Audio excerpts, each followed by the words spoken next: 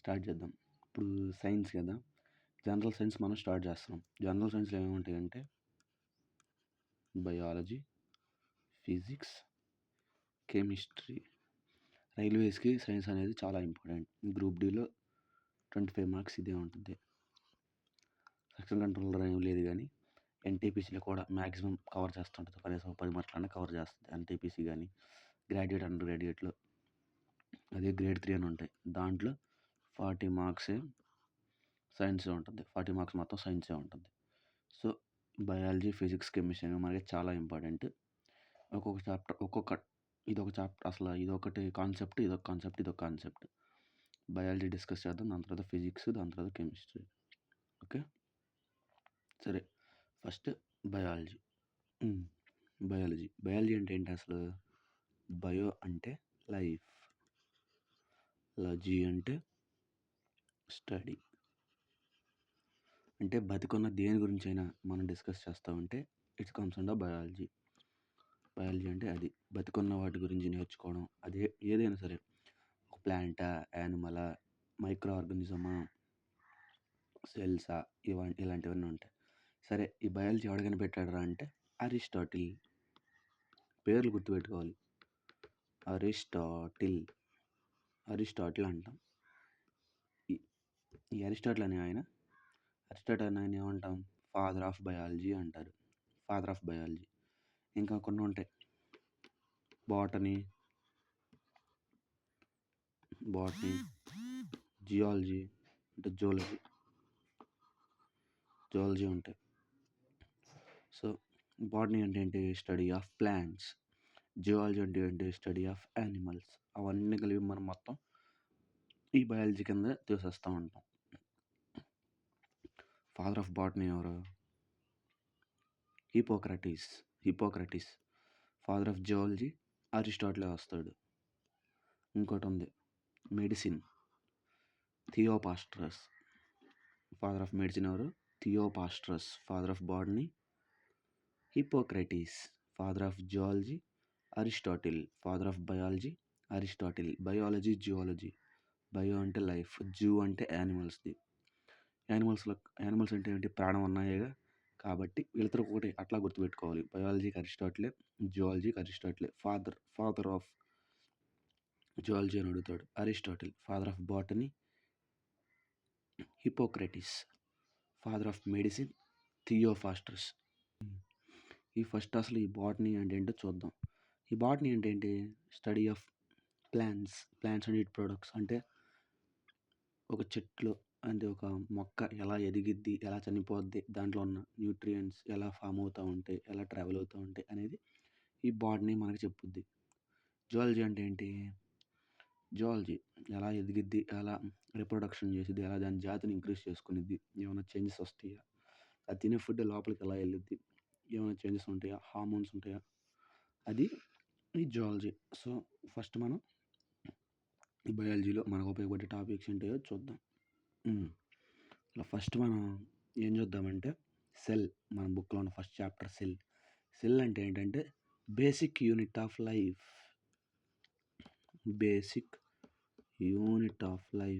ఇది అడుగుతారు direct question. What is the basic unit of life? Cell. Basic unit of life is called cell. So అసలు ఇది ఎలా form అయ్యిద్ది, దీని యొక్క స్ట్రక్చర్ ఏంటి, అసలు సెల్ ఎలా స్టార్ట్ అయ్యిద్ది, ఎలా ఫామ్ అయ్యిద్ది అనేది చూద్దాం. అంటే సెల్ ఎన్ని రకాలు ఉన్నాయి, ఎవరు దీన్ని డిస్కస్ చేశారు, ఎవరు దీన్ని డిస్కవర్ చేశారు, సెల్ లోపల ఏమేమి ఉంటాయి, ఇవన్నీ మనం ఇప్పుడు నేర్చుకుందాం. ఓకే, సరే. ఇప్పుడు చూద్దాం ఈ స్టడీ. ఇప్పుడు సెల్ని అధ్యయనం చేసి సెల్ గురించి తెలుసుకోవాలంటే సెల్ గురించి చదువుకోవాలి కదా మనం. సో ఆ స్టడీ ఆఫ్ సెల్ని మనం ఏమంటాం అంటే సైటాలజీ లేదా కైటాలజీ. Cytology is study of cell. ఇది సైటో అంటే సెల్, లజీ అంటే స్టడీ. సో దీన్ని ఎవరు కనిపెట్టారంటే 2 విధాలుగా కనిపెట్టారు. ఒకటి డెడ్ సెల్ని, ఒకటి లివింగ్ సెల్ని. డెడ్ సెల్ అంటే చచ్చిపోయింది. లివింగ్ సెల్స్ని. డెడ్ సెల్ ఎవరు కనిపెట్టారు అంటే రాబర్ట్ హుక్. డైరెక్ట్ క్వశ్చన్ ఇది. Who discovered dead cell? Robert Hooke. Living సెల్ని ఏవి Leeuwenhoek. Antonie van Leeuwenhoek అని ఉంటుంది. ఏవి లెవెన్ హుక్ 1665లో కనిపెట్టారు, 1674లో కనిపెట్టారు. సో కొంతమంది సెల్ థియరీలు ప్రపోజ్ చేశారు. అంటే సెల్ ఎలా ఉద్భవించింది ఇలా అని. కొన్ని మేజర్ థియరీస్ చూసి మనం కొన్ని ఫ్యాక్ట్స్ నేర్చుకుందాం. ఇప్పుడు చూద్దాం. అసలు ఈ సెల్ థియరీ అంటే ఏంటి? సెల్ థియరీని ఎవరు ప్రపోజ్ చేశారంటే, అంటే కొన్ని థియరీస్ ఉంటాయి. ఇది రైట్, రాంగ్ అని ప్రూవ్ చేసే పద్ధతిని మనం థియరీ అంటాం. సో, దీన్ని ఫస్ట్ ఎవరు డిస్కస్ చేశారు? ఇద్దరు డిస్కస్ చేశారు. 1838లో మాథ్యూస్ స్కీడమ్ అండ్ థియోదర్ స్కీవాన్ అనే ఆయన ఇద్దరు ప్రపోజ్ చేశారు ఫస్ట్. ఇది ఇంపార్టెంట్. డేట్ అడగడు కానీ పేర్లు అడుగుతాడు. హూ ప్రపోజ్డ్ సెల్ థియరీ అని. మాథ్యూస్ స్కీడాను, Theodor Schwann proposed cell theory. 1855లో రొడాల్ఫ్ విర్చో అని ఆయన కూడా ప్రపోజ్ చేశాడు. ఇలా ఆయన ఒక బుక్ రాసుకున్నాడు. ఎలా? ఓమ్నియోస్ సెల్యులా ఈ సెల్యులా, ఓమ్నియస్ సెల్యులా ఈ సెల్యులా, ఇలా బుక్స్ రాసుకున్నాడు. సో, ఇప్పుడు మనం కొన్ని ఫ్యాక్ట్స్ చూద్దాం. అంటే ఎలా? ప్రపంచంలో ఏది largest cell, human body largest cell ఏంటిది, అలాంటిది అవి చూద్దాం. ఇప్పుడు చూద్దాం కొన్ని ఫ్యాక్ట్స్ ఇవన్నీ. లార్జెస్ట్ సెల్ ఇన్ హ్యూమన్ ఏంటిది? ఓవం అంటే female sex cell. Largest cell in smallest cell in human sperm cell, male sex, దాన్ని ఏమంటాం cell. Largest cell in male neuron అంటే ఏంటంటే మన నరాలు ఉంటాయి కదా, నరాలు ఫామ్ అయ్యే సెల్. నరాలు ఫామ్ అవడానికి ఒక సెల్ ఒక యూజ్ అయ్యింది, దాన్ని మనం న్యూరాన్ అంటాం. Longest cell in the male కూడా ఇదే. లాంగెస్ట్ సెల్ ఇన్ హ్యూమన్ కూడా అదే. ఇప్పుడు smallest cell in women RBC అంటే రెడ్ బ్లడ్ సెల్స్. అది తర్వాత చెప్తాను. ఆర్బీసీని గుర్తుపెట్టుకో. The largest cell in the world అంటే ప్రపంచంలో అతి పెద్దది ఏంటిది? పక్షి ఆస్ట్రిచ్ యొక్క గుడ్డే largest cell in the world. గుడ్డే మన దగ్గర ఉన్న లార్జెస్ట్ సెల్ అయింది. ఎప్పుడు largest cell in the world ostrich egg. Smallest cell in the world mycoplasma అనేది బ్యాక్టీరియా, అది గుర్తుపెట్టుకోవాలి. సింపుల్. ఓవం అంటే ఏంటి? Female sex organ. Largest cell in human అయింది. అది లార్జెస్ట్ సెల్ ఇన్ మేల్ ఏమైంది అప్పుడు? న్యూరాన్. లాంగెస్ట్ సెల్ కూడా ఇదే. లార్జెస్ట్ సెల్ ఇన్ మేల్ కూడా న్యూరానే. ఇది. సో, ఇప్పుడు మనం సెల్ గురించి డిస్కస్ చేద్దాం. అసలు సెల్లో కొన్ని భాగాలు ఏముంటాయి, అవి ఏంటి, అవి దేనికి యూజ్ అవుతూ ఉంటాయి అని. డిఫరెంట్ పార్ట్స్ ఆఫ్ సెల్ చూద్దాం. ఇప్పుడు కొన్ని డిస్కస్ చేద్దాం. మన పార్ట్స్ ఆఫ్ సెల్ అనేది కొన్ని డిస్కస్ చేద్దాం. అంటే సెల్ లోపల ఏమేమి పార్ట్స్ ఉంటాయి, అంటే యానిమల్ సెల్ అయినా ప్లాంట్ సెల్ అయినా ఏమేమి పార్ట్స్ ఉన్నాయి, వాటి యొక్క యూజ్ ఏంటి, అవి మనం డిస్కస్ చేద్దాం. ఫస్ట్ సెల్ కామన్గా ఉండేది ఏంటంటే సెల్ వాల్. ఈ సెల్ వాల్ గురించి మనం డిస్కస్ చేద్దాం. సెల్ మెంబ్రెయిన్ గురించి డిస్కస్ చేద్దాం. యానిమల్ సెల్లో ఉంటుంది, ప్లాంట్ సెల్లో ఉంటుంది. కాబట్టి ఇప్పుడు దాని గురించి డిస్కస్ చేద్దాం. ఇప్పుడు ఏంటో చూద్దాం. ఈ సెల్ వాల్ అంటే ఏంటంటే, సెల్ వాల్ని ఏమంటారంటే ప్లాస్మా మెంబ్రెయిన్ అని కూడా అంటారు. సెల్ మెంబ్రెయిన్ని ప్లాస్మా మెంబ్రెయిన్ అని కూడా అంటారు. ఇది ఎలా ఉంటుంది? Thin, elastic, flexible. అంటే ఫ్లెక్సిబుల్గా ఉంటుంది, ఇలా స్ప్రెడ్ అవుతూ ఉంటుంది, ఇలా కాంట్రాక్ట్ అవుతూ ఉంటుంది, స్ప్రెడ్ అవుతూ ఉంటుంది. అదే ఎలాస్టిక్ అంటే ఫ్లెక్సిబుల్ అంటే. సో, ఇది ఎక్కడ ఉంటుంది? Outer most covering of cell. ఇందాక చూపించావు కదా, బొమ్మ ఇలా వేసాం. ఇది అవుటర్ కదా, ఇంక దీని బయట ఉండదు. యానిమల్ సెల్కి దీని బయట ఏముండదు, సెల్ మెంబ్రెయిన్కి.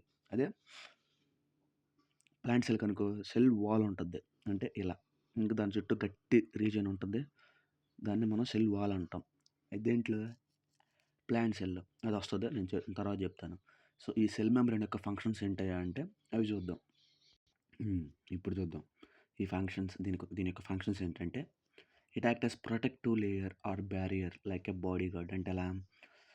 ఈ సెల్ లోపల కొన్ని ఆర్గన్స్ ఉంటాయి, అంటే ఆర్గనెల్లేస్ అంటారు వాటిని. ఆర్గనెల్లేస్ ఉంటాయి. సో, వాటిని ప్రొటెక్ట్ చేసే ఒక బాడీ గార్డ్ లాంటిది అనమాట ఈ సెల్ మెంబ్రెయిన్ అనేది. It gives shape to the cell. ఇది మొత్తం లిక్విడ్ లోపల. ఇది ఉన్నంత వరకు షేప్ ఉంది. ఇది లేదనుకో ఎట్లా పడితే ఇలా స్ప్లిట్ అయిపోతూ ఉంటుంది. అది ఉన్నంత వల్ల ఇలా ఉంది. అది లేదనుకో ఇలా వచ్చి ఇలా ఓపెన్ అయిపోద్ది, ఎటు పడితే అటు పోతాయి ఆర్గనల్స్ అన్నీ. కాబట్టి దానివల్లే అది అలా హోల్డ్ చేయడం వల్ల దానికి షేప్ వచ్చిందని అర్థం. ప్రొటెక్ట్ ఇంటర్నల్ కంటెంట్ అంటే వీటి లోపల ఉన్న ప్రతి భాగాన్ని ఈ సెల్ మెంబ్రెయిన్ ప్రొటెక్ట్ చేస్తూ ఉంటుంది. దీన్ని సెమీ పర్మియబుల్ మెంబ్రెయిన్ అంటారు. ఎందుకు? ప్రతిదాన్ని లోపలికి పంపించేది. ఏది కావాలో అదే లోపలికి వెళ్తూ ఉంటుంది, ఏది కావాలో అదే బయటకు వెళ్తూ ఉంటుంది. ప్రతిదాన్ని లోపలికి పంపించదు, ఎక్కడున్న ప్రతిదీ బయటకు పంపించదు. అలా దేన్నైతే దానికి కావాల్సినది పంపిస్తుంది, ఏదైతే మనకు అవసరం ఏది పంపిస్తుందో. కాబట్టి దాన్ని సెలెక్టివ్ అంటే ఏంటి? ఎన్నుకొంది మాత్రమే లోపలికి పంపిస్తుంది. Semi permeable membrane or selective membrane అని కూడా అంటారు దీన్ని. సో, ఇక్కడ ఉంది ఈ మూమెంట్స్ ఉన్నాయి కదా, వాటిని మనం ఆస్మోసిస్ అంటాం. ఎలా? ఇలా లోపలికి వెళ్ళి బయటికి రావడాన్ని, బయట నుంచి లోపలికి రావడాన్ని మనం ఆస్మోసిస్ అంటాం. దాని గురించి ఇంకా డీటెయిల్గా డిస్కస్ చేద్దాం. సో, ఆ ఆస్మోస్ గురించి తెలుసుకునే ముందు మనకి డిఫ్యూజన్ అంటే ఏంటో తెలియాలి. అసలు ఏంటి డిఫ్యూజన్ అంటే? డిఫ్యూజన్ అంటే ఏం లేదు. Quick movement of molecules. Molecules అంటే ఏంటి? పార్టికల్స్ ఉంటాయి కదా! మాలిక్యూల్స్ అంటే కెమిస్ట్రీలో చెప్తానది. దాన్ని జస్ట్ పార్టికల్స్ అనుకో.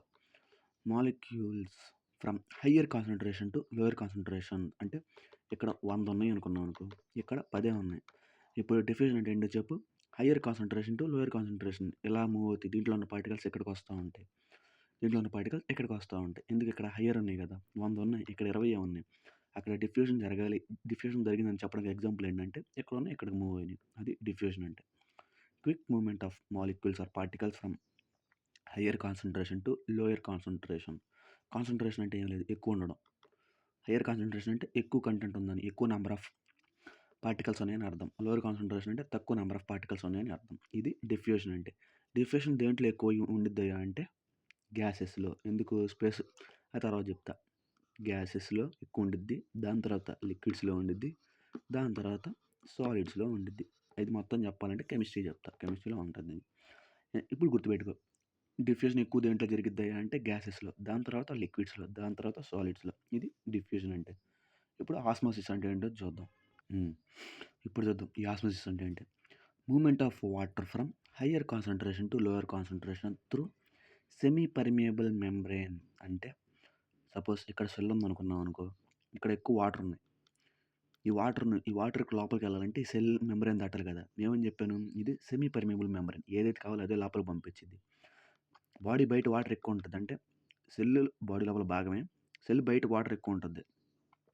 కాబట్టి ఇప్పుడు దీంట్లోకి లోపలికెళ్ళాలి.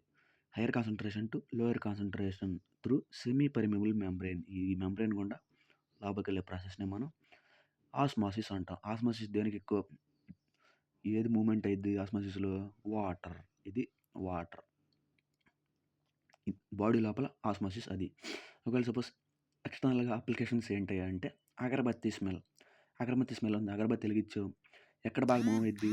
సాలిడ్స్‌లోనా? లిక్విడ్స్‌లోనా? గ్యాసెస్‌లోనా? గ్యాసెస్‌లో. ఎందుకు? అగరబత్తి మనం బయట పెడతాం. బయట పెట్టినప్పుడు ఎలా? గ్యాస్ అంటే ఎయిర్‌లో బాగా స్పీడ్‌గా ఎక్కువ మూవ్ అవుతా ఉంటది. కాబట్టి అది డిఫ్యూజన్‌కి ఎగ్జాంపుల్. ఇప్పుడు ఆస్మోసిస్ అంటే అది. హైర్ కా వాటర్ ఎలా మూవ్ అవుతాయి? హైయర్ కాన్సంట్రేషన్ నుంచి లోయర్ కాన్సంట్రేషన్‌కి through semi permeable membrane is called osmosis.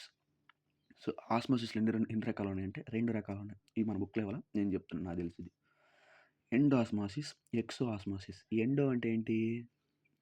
గుర్తుపెట్టుకో. హయ్యర్ కాన్సంట్రేషన్ నుంచి లోయర్ కాన్సంట్రేషన్‌కి ఎండో లోపలికెళ్తాం. ఇక్కడి నుంచి ఇక్కడికి లోపలికెళ్తాయి. ఎండోస్మోసిస్. అది ఎండో. ఎక్సో అంటే ఏంటి? ఇక్కడ లోయర్ కాన్సంట్రేషన్ నుంచి హయ్యర్ కాన్సంట్రేషన్ బయట. ఎగ్జిట్ బయటకి. ఇక్కడి నుంచి ఇక్కడికి బయటికి. ఎండో లోపలికి. అది గుర్తుపెట్టుకోవాలి. ఎండో ఆస్మోసిస్ బయట నుంచి లోపలికొస్తాయి. ఎగ్జిట్ ఎక్సో ఆస్మోసిస్ బయట నుంచి లోపల నుంచి బయటికెళ్తాయి. అది ఆస్మోసిస్ అంటే. సో, ఇది మనకి ఎక్కడ జరిగిద్దంటే రెడ్ బ్లడ్ సెల్స్‌లో బాగా జరుగుతా ఉంటది. ఎందుకు రెడ్ బ్లడ్ సెల్స్ లోపలికి బ్లడ్ గాని, వాటర్ గాని ఎళ్ళాలి గదా! అవి ఎలా ఎళ్తాయి? దీనివల్ల లాభాలున్నాయి, నష్టాలున్నాయి అని నేను చెప్తా అప్పుడు. సో, ఇప్పుడయి చూద్దాం. ఇప్పుడు చూద్దాం. ఎండోస్మోసిస్ అంటే ఏమని చెప్పాను? Hire to lower. కాబట్టి దాన్ని మనం ఆస్మోసిస్ అంటాం. ఎక్సో అంటే లోపల నుంచి బయటకొస్తున్నాయి గదా! అంటే ఎలా? దీనికి రివర్స్ జరుగుతుంది ఆస్మోసిస్‌కి. కాబట్టి దాన్ని రివర్స్ ఆస్మోసిస్ అంటాం. నువ్వు ఎప్పుడైనా వాటర్ ప్లాంట్స్ మీద చూసుంటావు. ఆర్ఓ ప్యూరిఫైయర్ వాటర్ ప్లాంట్ అని ఉంటది. RO purifier. ఆర్ఓ అంటే ఇదే. Reverse osmosis. అది రివర్స్ ఆస్మోసిస్ ప్యూరిఫైడ్ వాటర్ అంటారు. సో, ఒకవేళ మనకొకటి తెలియాలి. Solution, solvent, solution. Solute, solvent, solution. Suppose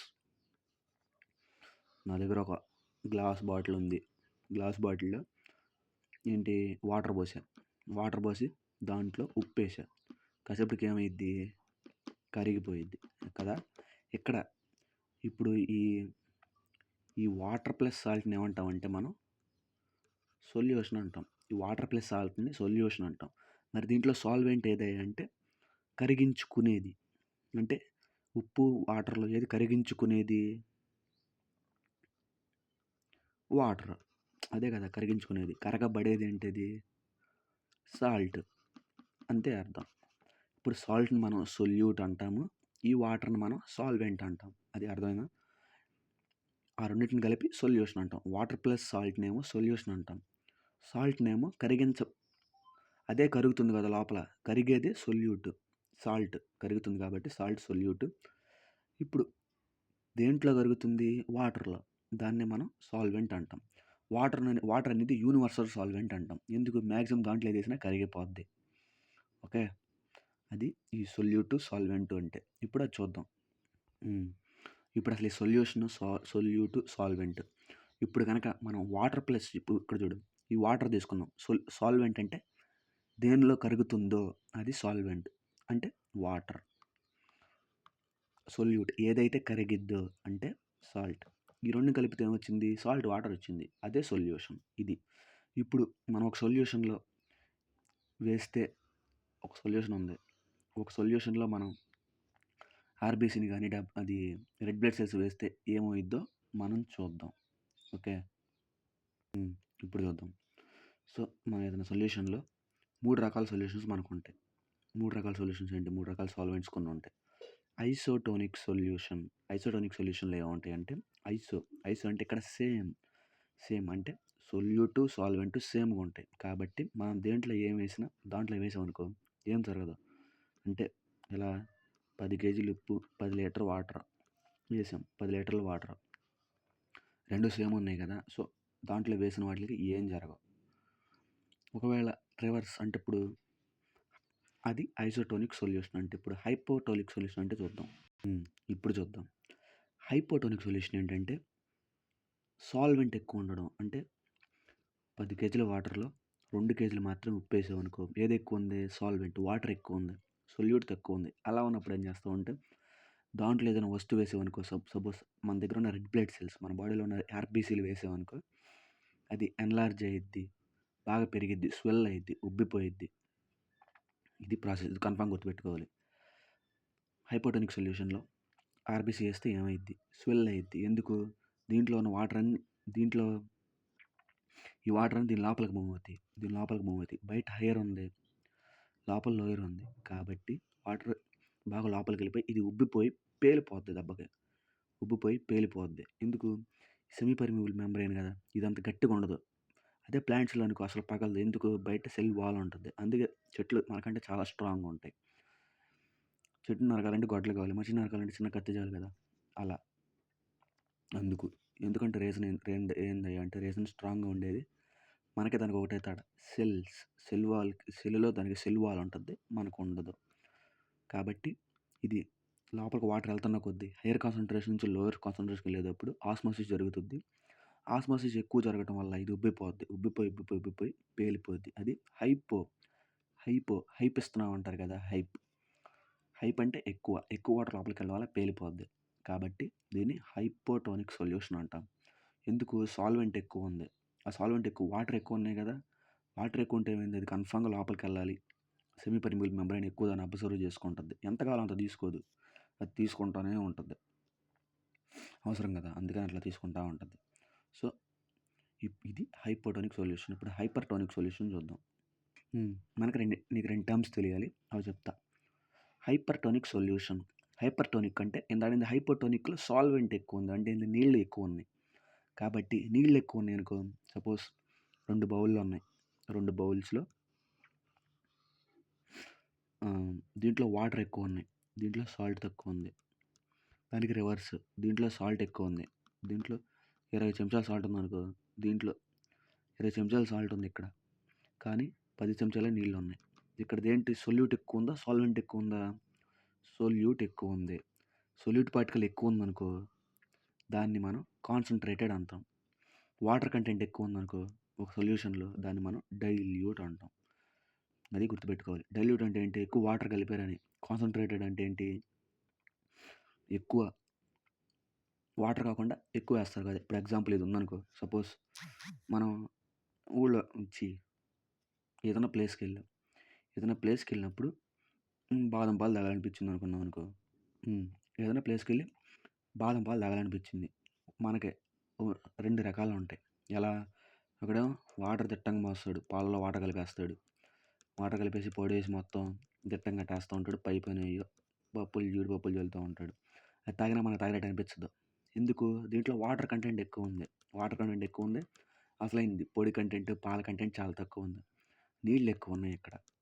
నీళ్ళు ఎక్కువున్నాయి, జీడిపప్పులు తక్కువున్నాయి అలా అనుకో. నీళ్ళు ఎక్కువున్నాయి అది మ్యాటరు. నీళ్ళు ఎక్కువున్నాయి కాబట్టి దీన్ని డైల్యూట్ అంటాం. అదే ఇంకో షాప్‌కెళ్ళాం. అది నచ్చలే. యాక్ అనుకున్నాం. ఇంకో షాప్‌కెళ్ళాం. వాడు అసలు అచ్చంగా పాలు, ఫుల్లు పాలు పౌడరు, అసలు జీడిపప్పు అసలు బాదం పాలంటే ఎలా ఉండాలిరా అని చేశాడు. దీంట్లో వాటర్ కంటెంట్ చాలా తక్కువుంది. Water content ఉంటద్ది. చాలా తక్కువుంది. వాటర్ కంటెంట్ చాలా తక్కువుంది. ఎందుకు? మొత్తం జీడిపప్పులు, పాలు, పౌడరు కరెక్ట్‌గా ఎక్కువేశాడు. ఇది మొత్తం నీళ్ళే కదా! కాబట్టి డైల్యూట్. దీంట్లో వాటర్ కంటెంట్ తక్కువుంది. సొల్యూట్ కంటెంట్ ఎక్కువుంది. సొల్యూట్ అంటే అదే. ఆ పాలు, ఆ పౌడరు, ఆ జీడిపప్పులు అయి ఎక్కువుంది. కాబట్టి దీన్ని మనం కాన్సంట్రేటెడ్ అంటాము. Simple logic. దీంట్లో వాటర్ ఎక్కువ ఉంటుంది. వాటర్ అంటే ఏంటి మనకి? సాల్వెంట్. సాల్వెంట్ ఎక్కువ ఉంటుంది. దేనికి? సొల్యూట్ కంటే. సొల్యూట్ అంటే ఏంటి ఇక్కడ? పాలు అలాంటివి అనుకోవచ్చు. లేదా జీడిపప్పులు అలాంటివి అనుకోవచ్చు. అదే ఇక్కడ అనుకో సొల్యూట్ కంటెంట్ ఎక్కువ ఉంటుంది. సొల్యూట్ కంటెంట్ కాన్సంట్రేటెడ్లో సొల్యూట్ కంటెంట్ ఎక్కువ, సాల్వెంట్ తక్కువ. అది ఈ సాల్వెంట్ అంటే. ఇప్పుడు దాని దగ్గరికి వెళ్దాం. హైపర్టోనిక్ సొల్యూషన్ అంటే ఏంటయ్యా అని. ఇప్పుడు చూద్దాం. ఈ హైపర్టోనిక్ సొల్యూషన్ అంటే ఏంటయ్యా అంటే సొల్యూట్ ఎక్కువ ఉండడం, సాల్వెంట్ తక్కువ ఉండడం. అలాంటప్పుడు ఏమైద్ది అంటే ఇది సెల్ అనుకున్నాం. Red blood cell. దీంట్లో ఎక్కువ ఉంది, బయట తక్కువ ఉంది. అలాంటప్పుడు ఏం చేయాలి? దీంట్లో ఉన్న వాటర్ బయటికి వెళ్ళాలి. అంతే కదా! దీంట్లో ఉన్న వాటర్ బయటికి వెళ్ళాలంటే ఏమంటాం దాన్ని? ఆర్ఓ. ఆర్ఓ అంటే రివర్స్ ఆస్మోసిస్. హైపర్టోనిక్లో జరిగేది రివర్స్ ఆస్మోసిస్. హైపోటోనిక్లో జరిగేది ఆస్మోసిస్. అది మనం గుర్తుపెట్టుకోవాల్సింది. సో ఇట్లా బయటికి వెళ్తాయి. వాటర్ అన్నీ బయటికి వెళ్ళిపోతూ ఉంటాయి. ఎంతవరకు బయటికి వెళ్తాయి అంటే ఇలా ఉన్న సెల్ ఇలా చిన్నగా అయిపోయేటప్పుడు బయటికి అంటే దాన్ని ఏమంటాం? తగ్గిపోయాం అంటాం కదా! ఏంటయ్యా పీక్కుపోయాం అంటాం కదా! అలా పీక్కుపోయేలాగా బయటికి వెళ్తూ ఉంటాయి. అంత తగ్గిపోతాయి. కాబట్టి ఇలాంటి మనం ఏమంటాం అంటే ష్రింకిల్ అయిపోయాయి ఏంట్రా అనుకుంటాం. అలా పీక్కుపోవడం మనం ష్రింకిల్ అంటాం. ష్రింకిల్ అయిపోయాయి అంటారు వాటర్. ష్రింకిల్డ్. ఆ సెల్ ష్రింకిల్ అయిపోద్ది. ఇప్పుడు హైపర్టోనిక్ సొల్యూషన్లో ఎందుకు? దీంట్లో ఉన్న వాటర్ మొత్తం సెమీ పెర్మిబుల్ మెంబ్రేన్ ద్వారా బయటికి వెళ్ళిపోతాయి. ఎక్సోఆస్మోసిస్. బయటికి వెళ్ళిపోవడం కదా ఎక్సోఆస్మోసిస్ అంటాం. ఇది ప్లాంట్ సెల్ గురించి, సెల్ మెంబ్రేన్ గురించి మాత్రమే ఇది. ఇది చాలా పెద్ద లెసన్. సో మనం పార్ట్‌గా చేసుకుందాం. 3 పార్ట్స్ చేస్తాను. First part. సో డౌట్స్ ఉంటే టెక్స్ట్ చేయి. బాయ్.